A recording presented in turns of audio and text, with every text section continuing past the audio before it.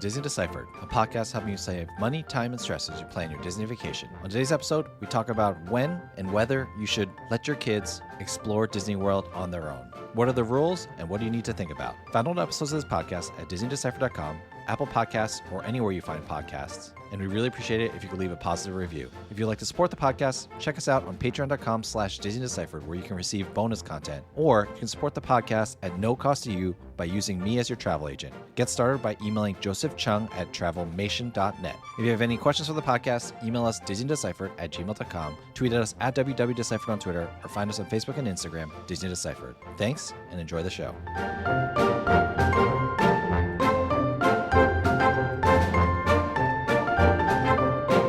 Hi, I'm Joe from As the Joe Flies. And I'm Leslie from Trips with Tykes. And welcome back to Disney Deciphered. So before we start today's episode, we are recording on Thursday, September 29th, and Florida has been really severely affected by Hurricane Ian. And so, we don't totally know at the moment what the effects are for Disney World, but that's not super important right now. It's just the images coming out of Florida, especially out of the West Coast, but even some of the central areas like Universal and SeaWorld seem to have gotten hit worse than Disney World was. Just looks really bad. And so we just want to start today's episode by saying that, we're really thinking of everyone down in Florida. And I know this won't come out until next Wednesday, and hopefully we'll know more and the damage will have been assessed, but it is just a mess down there. And even though Disney World is, as of right now, opening tomorrow, it's still pretty crazy to just see everything that that hurricane did. Yeah, absolutely. It really does look devastating for parts of Florida. And of course, being in the line of work that we're in, we know a lot of people who are in harm's way. And so definitely thinking about them and hoping to get, news about people and pets and property as, the days tick along. Yeah, and to be clear, that's because we have friends who live in the area, not because we have friends who book vacations storm chasing. Right. I think that was implied, but I hope that was implied. just want to be clear. I mean, we do know people down there who are in the parks, but they're not down there because of the hurricane.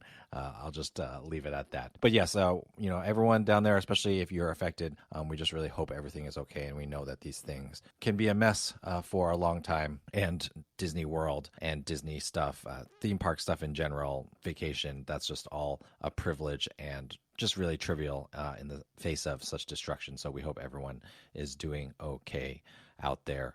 There's no easy transition, so we'll just get right to the episode. Today we are going to be talking about, Leslie and I, we have kids aged 5 to 13, or I'm sorry, my kid is 4, first of all, sorry.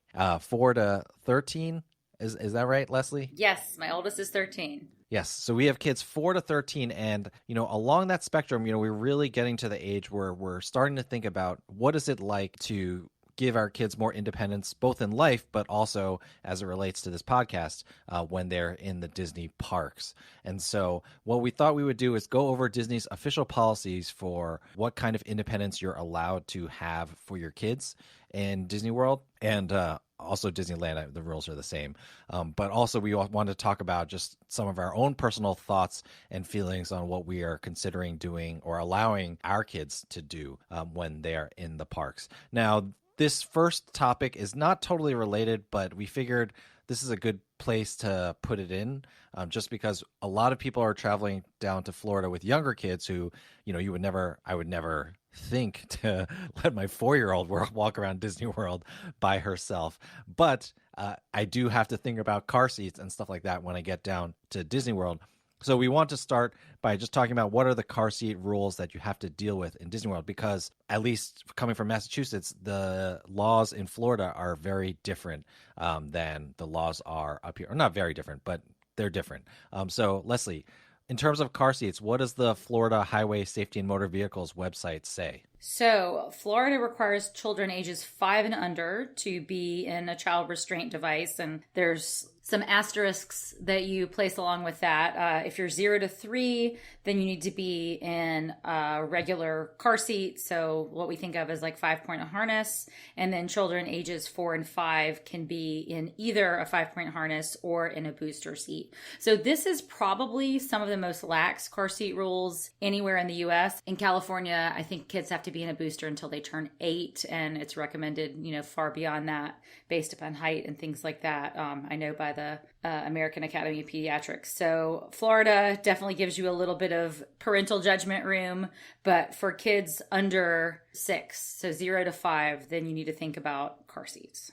It is kind of surprising because I have a 7-year-old who is pretty small, and I still think about, whether I need to bring a booster. Well, I don't think about. I bring a booster down for him when I go down to Florida, but technically he wouldn't need a car seat according to Florida law. Obviously, there is what is your comfort level, and for a lot of parents, it's not going to be the Florida law that determines whether you need a car seat or not for your child, but what your comfort level is with their safety. Technically, when I rent a car, I don't need a car seat for him, and even though she's way too small for it, and I guess on the website, it does say, read the manufacturer's description, et cetera, et cetera. But technically, my 4-year-old who is tiny and I would never put in a booster, I could just have her in a booster. I guess this is where I say that, the travel boosters that we use are called Me Folds, and we really like those. And Leslie, I think your kids have outgrown boosters, but you used to use the Bubble Bum, was it? Yeah, Bubble Bum is what we use. My youngest just turned 9. We still actually use a booster for him at home, but when we travel, we're really not usually bringing one unless it's like something where we'll have a very long road trip, just for like a quick Uber ride or like a quick rental car ride, from the airport to Disney. We aren't using it as much anymore. But yes, the Bubble Bum was our one of choice for many, many years. Yep. And so just so you know, like Uber car seat is available in the Walt Disney World area, in the Orlando area. And so that will be Ubers that definitely come with at least one 5-point harness car seat. And that may be enough to help you and your family out, especially if you know that, I guess the nice thing about this law is if you only need a trip from the airport to Disney World or wherever, maybe you're willing to, risk a 6-year-old who you would normally put in a car seat, just not having one for that trip, since that's the law and you'll be okay getting into that Uber without it, at least legally in Florida's eyes. All right, so that's car seat stuff, but let's get to the older kids. Now, originally I got this idea because I was just thinking about what I could or could not allow my daughter to do while she's at Disney World, and I found a very useful blog post on Touring Plans blog, which is at touringplans.com/blog, which is titled, is your child ready to be alone in Walt Disney World? And on Walt Disney World's website, there is just kind of the rules and regulations of Walt Disney World in general, and there's like a list of them. And on the website, it states only a couple lines about what kind of independence your kids are allowed to have on Walt Disney World property. And so there's only really 2 lines to go over. The first is children under age 14 must be accompanied by a guest age 14 or older to enter the following Walt Disney World parks and locations. What follows is a list of all the parks and locations in Walt Disney World. And the second line is children under age 7 must be accompanied by a person age 14 years or older to board an attraction. So that's like really all the official text that there is about whether your kids are allowed to be alone at Walt Disney World. So if you just are reading the text, technically, after you enter the park with your less than 14-year-old, you could let them run around the park alone, but they just can't ride attractions alone until they're 7. So in my mind, that kind of makes me think that I just operate under the idea that putting those two things together, Disney doesn't mind if your kids are walking around alone if they're 7 and up. Now, frankly, I have not let my kid do anything except for go to the bathroom by herself. But, I'm curious, practically, what does this mean for you and your kids, or what kind of independence are you willing to give your 9 and 13-year-old right now in the parks? So I find this, first of all, pretty interesting because I know there's been a lot of debates at other theme parks right now about chaperones. And, there have been some incidents, some violent incidents at Knott's Berry Farm and some other parks, especially in association with the Halloween haunt kind of events that have been happening. So Disney's kind of on the other end of the spectrum, and maybe that's maybe because it is more of a family-friendly park, it's just, a different set of expectations at Disney parks than it is necessarily at some others. But it's interesting that Disney's rules are so lax. And I guess I kind of like it because then it's, parents get to use their best judgment and Honestly, just looking at the different personalities and maturity levels of my kids, I probably will treat each kid a little bit differently as I do in parenting generally. My 13-year-old is super responsible. And in fact, we were just at a theme park, not a Disney theme park, last weekend. And she took her best friend, and I let the two of them go off for several hours by themselves and ride rides, and knew that I could trust them to behave themselves, and it was super successful. I mean, of course they had a cell phone and could get in touch with me and met back up, but very comfortable with that at our local theme park, and I would be even more comfortable with that at a Disney theme park at this stage. And I have definitely let my daughter, I guess the first time I let her do something alone at a Disney resort was last Halloween. So she was 12. She and a friend got to walk around downtown Disney while the younger kids were at the hotel with a babysitter. So that was when I sort of let them really go and fly. What do you think about that, Joe? Yeah, that makes sense. And I think Disney kind of has the same idea across their properties. Now, it's obviously a little bit different because they're confined to a cruise ship, but Disney Cruise Line allows your kids to check themselves out. Of course, you have to give them permission, written permission for them to do this. But if you want, your kids can check themselves out of the kids club at the age of 8. And so, if they wanted to leave, you don't have to come pick them up. They can sign themselves out, go back to the stateroom themselves. So Disney does definitely seem pretty, like 7, 8 seems like the age where Disney is comfortable with kids having some independence. And then, like you said, it's about what the parents are comfortable with. I think, frankly, I would be okay. I would have to give her a phone, but I'd be okay with my 9-year-old in the Disney parks on her own. Definitely on Disney Cruise Line. When we were on our last cruise, I was like, if you want to run around the ship by yourself, you can. She did a little bit, but not too far away from us, just because I think for her, it's, if she had a friend, she would probably do it and I'd feel fine. But I don't feel fine if it's her and her 7-year-old brother, because he can be a little bit of a handful, as 7-year-old little brothers can sometimes be. And so, yeah, it does also depend on the kid. Of course, I feel much more comfortable with her. I even felt much more comfortable with her when she was 7 than I do with my son right now when he is 7, because, he just runs 100 miles per hour no matter where he goes, even if I'm just letting him go to the bathroom by himself.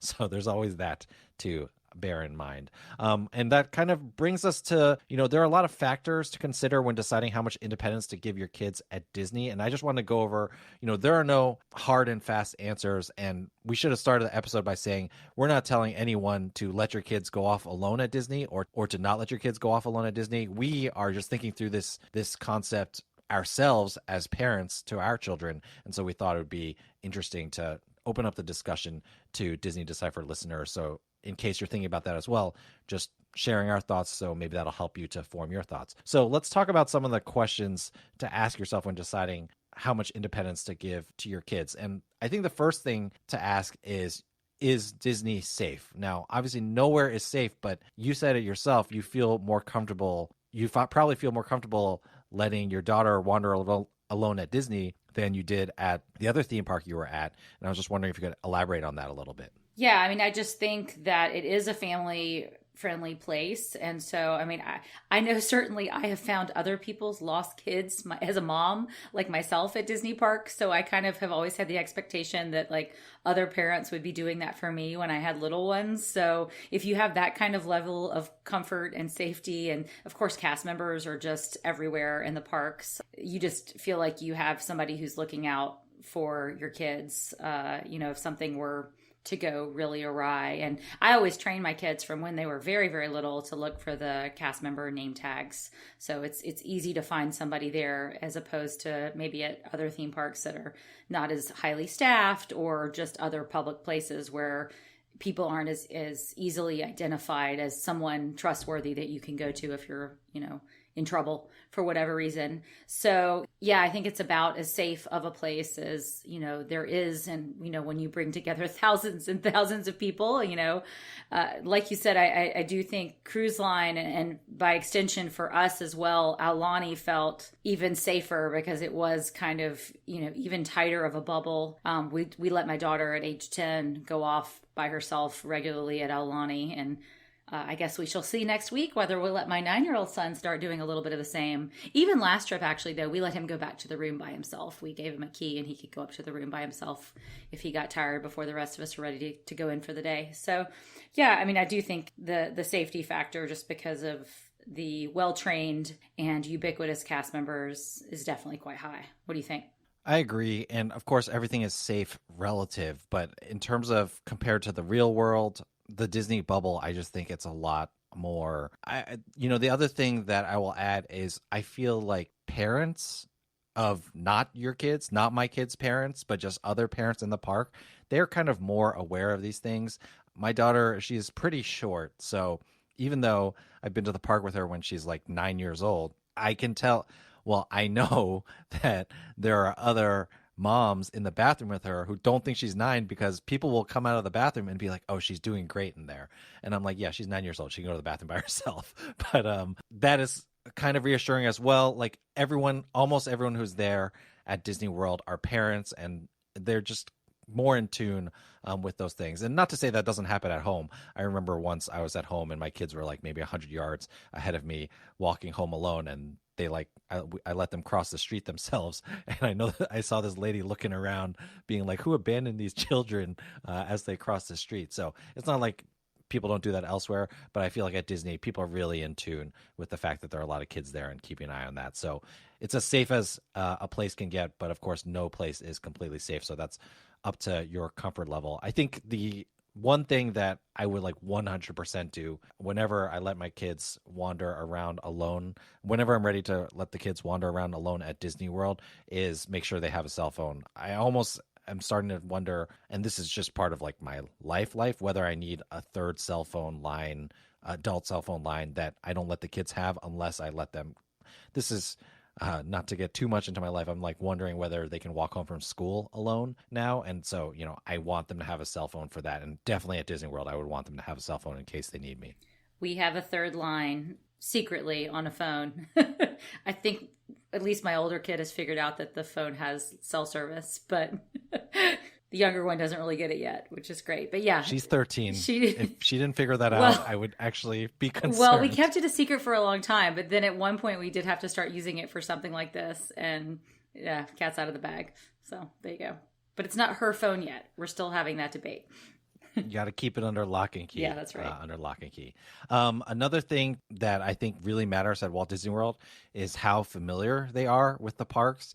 And I guess we have an advantage here, you at Disneyland, me getting there at Disney World with the kids. But if they go regularly, then I think that, you can feel much more comfortable that they won't get lost. They know where to go. Or if they can read a map, I think that's something that you can think about. Now, here's one that I'm not ready for yet. I'm not sure if you're ready yet with your 13-year-old, but let's say you're staying at a moderate. At what point, or what are you thinking to yourself in terms of whether you leave them at the parks and just let them take Disney transportation on their own back to, say, Port Orleans Riverside or Coronado Springs? When do you think you might feel ready for that, or what are some of the factors that would help you determine whether you would be cool with your 13-year-old doing that? Because Disney's rules say you have to be 14 to enter on your own, but there are no rules about how old you have to be to leave on your own. That's right. And I think, 14 seems quite reasonable. My daughter's 13 and a half.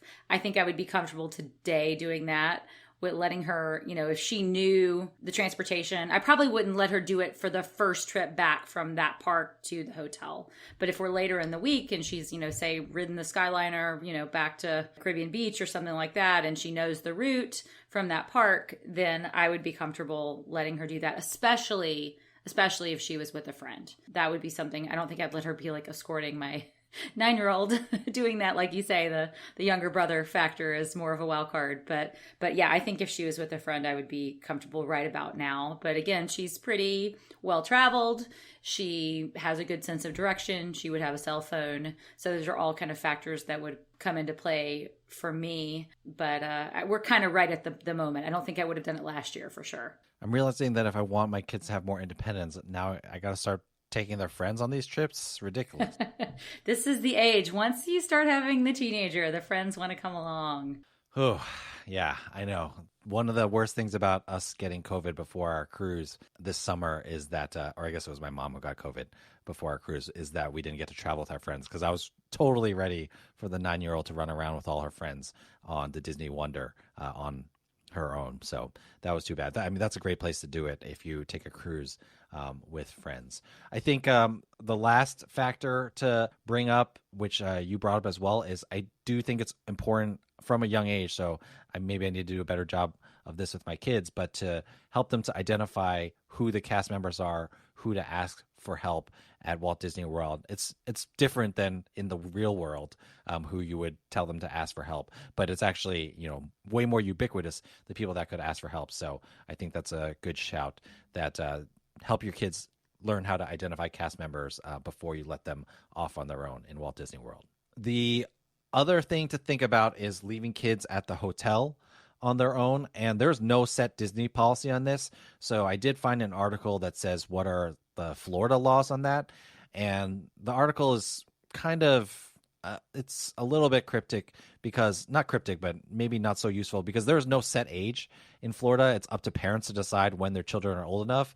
But if something goes wrong when your kids are alone, there can be consequences for that. And the law that comes into play there, and this is quoting from the article, which we'll link into the show notes, is that the law that comes into play is the law that addresses child abuse or child neglect, and the law that outlines what children have to have in order to be home alone, which I guess probably relates more towards people who live in Florida and if they left their kids at home alone without food, but maybe it could be applied to the hotel. There's a recommendation that kids should not be left home alone before the age of 12. However, I think it's different at Disney World when you're at a hotel room, because like already, even when I was with my 7-year-old, if you listen to my Caribbean Beach Resort report, it worked out very well because the quick service Spyglass grill was right across the courtyard from where my room was, so my son could watch me from the hotel window. But honestly, since it was just the two of us, I would have left him in the room to go get him food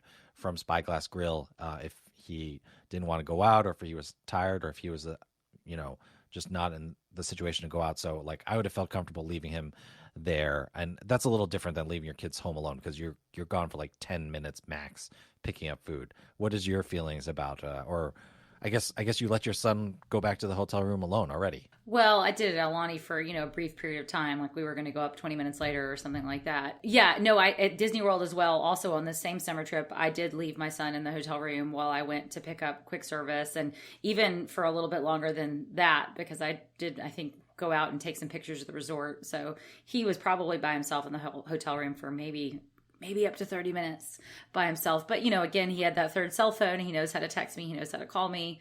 And, we do know basic safety procedures. Like if the hotel is on fire or the fire alarm goes off, like, what do you do? He understands like that kind of basic and, instructions, and has that kind of judgment, at least at age 9. He was 8 at the time of our trip this summer. So yeah, practically I'm not going to leave him by himself, at home for hours on end, like while, I'm out to dinner or at a movie. But for something, I'm a solo parent on this trip and I need to go pick up food and his feet are tired. Yeah, I'm going to do that for sure for a short period of time. Yeah, and I think a good context to bring up is, what is your comfort level, just so people can, you hear what we're saying we do with our own kids, but I think important context is, Leslie, what do you do with your kids at home? Like, are you comfortable leaving them home alone at home? Because I think that info might help people to understand, how we're dealing with them in general, since this really isn't a Disney only conversation. Sure. So at home,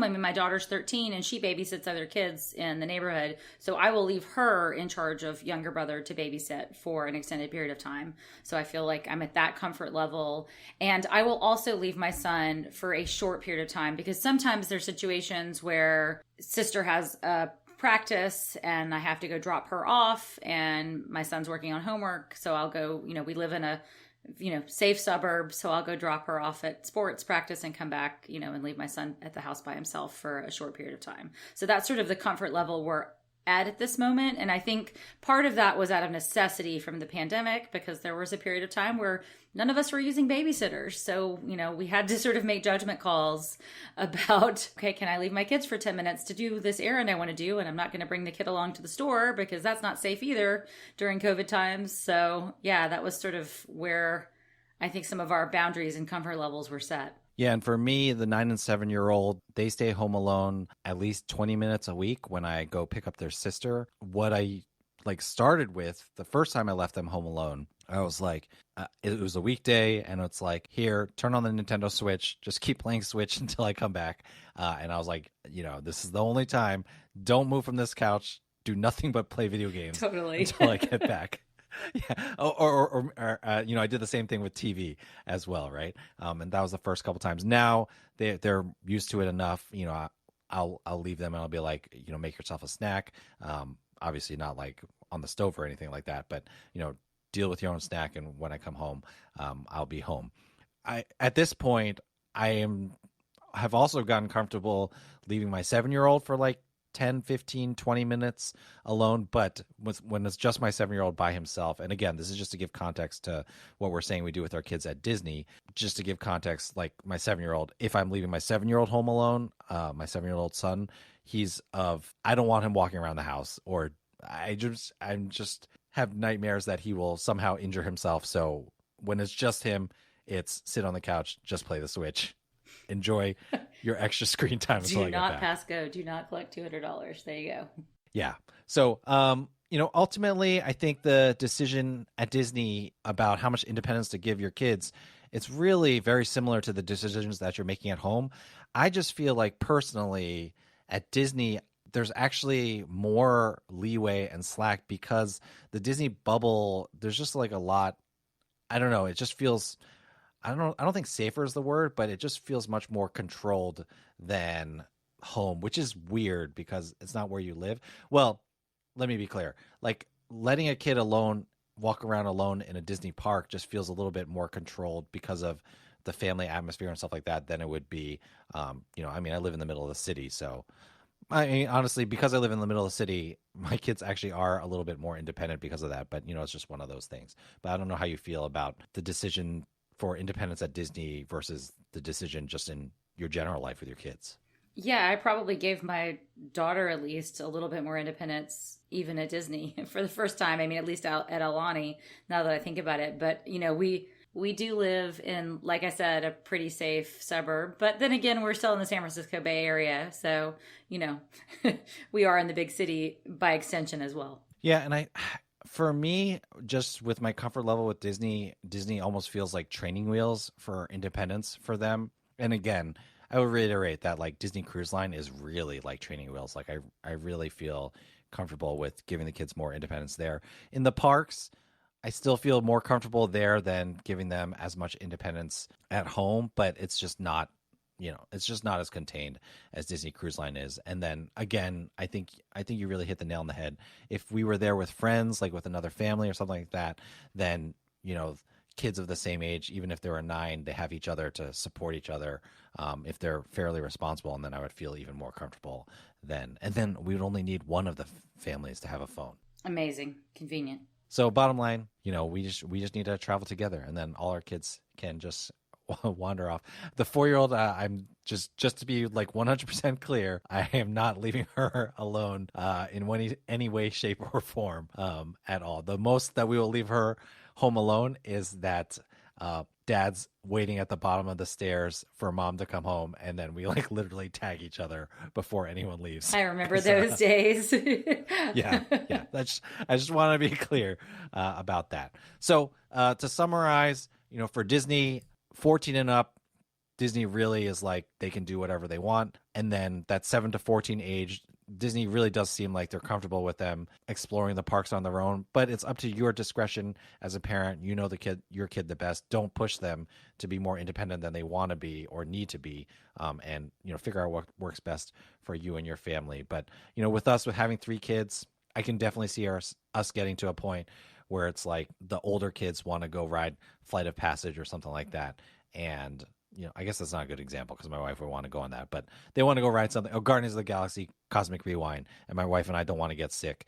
We just let them go by themselves, and it's definitely something I can see happen. And yeah, I'm sorry I started moving into conclusion tone, but I totally forgot that a really nice way to start teaching the kids independence is letting them utilize those single rider lines once they're over 7 years old. And remember, that rule is that you have to be 7 to ride on your own, and that's when your kids can start utilizing single rider lines. And then we talked about it in my trip report, but like you can tell them where to wait and stuff like that. And so I don't know, is your 9-year-old into those yet? I think my 7-year-old, I don't know if he'd do it, but if he wanted to do it and it was a short single rider line, I'd probably let him. He'd do it, but the question is, would he do any of the rides that have single rider? Forgot about So I'm trying to rack my brain. Goofy Sky School. Yeah, he probably wouldn't ride Goofy Sky School by himself because it's too scary. I mean, he'll ride it, but he needs the support of a parent right there sitting next to him. So I'll have to look at the single rider line lists and see if there's anything. But I mean, theoretically, yes. If he's not riding Goofy Sky School, maybe it's not happening. That's right. Oh, Smuggler's Run, maybe? Ooh, yeah, but he still probably would want to be in the same cockpit as me. I don't know. Yeah. We could do that in a pinch. Yeah. So further illustration that like there are a million factors, and even if your kids are old enough technically to be independent at Disney World, maybe they're not ready yet. And again, we're not telling anyone to push your kids to do anything, but we just thought it would be an interesting conversation to have since, these are decisions that I'm thinking about all the time in real life and also in fantasy Disney World life. All right, Joe. Well, let's close this one out with a traditional Disney do or don't. What do we have? Yeah, so my Disney do is related to the independence thing, and that is to do involve your kids in planning your trips. Even if you are, and I know people like to drop Disney trips as a surprise, as a present for their kids, when that's totally awesome. You should definitely do that. But after they know about it, whether it's you're on the plane or whether it's even you're in the car and you just pass the arches at Disney World, involve your kids in planning your trips, because not only does that help them with buy-in on the trips, but it also helps them potentially become more independent if they're eventually going to go at it alone. As they help you choose the rides that they want to go on or go to these locations. Or, I remember when I was a kid, my parents would give me the map and be like, okay, you want to go on this ride? Show us how to get there. And so, you can do things like that, and it's fun for the kids and they learn that way. And so as they get more independent, the more you can involve them in the planning, that's just going to really help them with their independence overall, Disney-wise. Totally agree. All right, well, let us know your thoughts if there are any factors that we didn't remember or hit on that you think should be considered before letting your kids off the leash at Walt Disney World or any of the Disney properties. Let us know. DisneyDeciphered@gmail.com, at WWDeciphered on Twitter, or on Facebook and Instagram, Disney Deciphered. Thank you so much, everyone, for listening. Other than that, Leslie, thank you so much for taking the time to talk to me, and I will see you making sure that GPS location is on your kid's cell phone all the time when you finally give them one. Thanks, Joe.